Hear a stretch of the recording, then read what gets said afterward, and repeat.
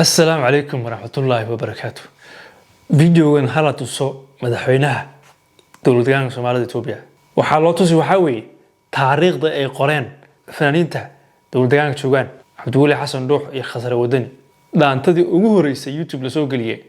3 bilood gudaheed 1 milyan views ku hesho 1 milyan 3 bilood maanta taariikhda waxa weeye 20kii bishii 9aad 2021 dhaantada waxaa la soo galiyay YouTube-ka 20kii bishii 6aad 2021 maanta oo 3 bilood ka soo wareegtay ayay 1 milyan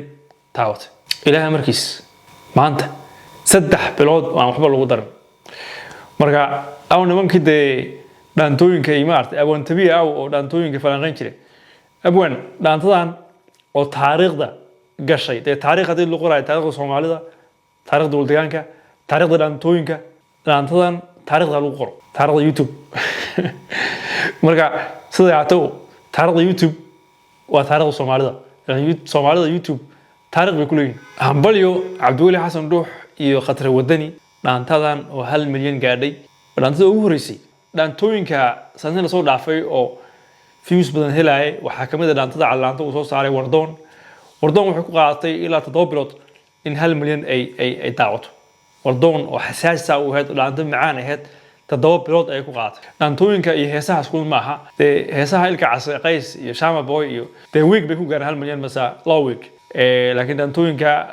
Soomaalida wali lama qabsan inkastoo dhaantooyinka ay ka murti badan yihiin madkhana heesahaas laakiin Soomaalidu insha Allah way la qabsan doonaan waxaad xitaa jawaab waan Soomaalida ay jeclaan dhaantooyinka dhaantadan ka carrow in 3 bilood gudaheed ay madkhana ku daawdeen 1 milyan oo qof marka hambalyo dadka ku xiran Xiray Ink iyo Cabdiweli Xasan Dhuux iyo Khasare Wadani iyo kulligeenba YouTube kan Xiray Ink uu weynaanaya uu koraya insha Allah record badan waan sameyn doonaa kale iyo dhaantooyin kale oo waqtigaas dhaqso madkhana ku soo baxaan oo views badan ku helaan dhaantooyinka waa heesaha murtida badan Soomaalida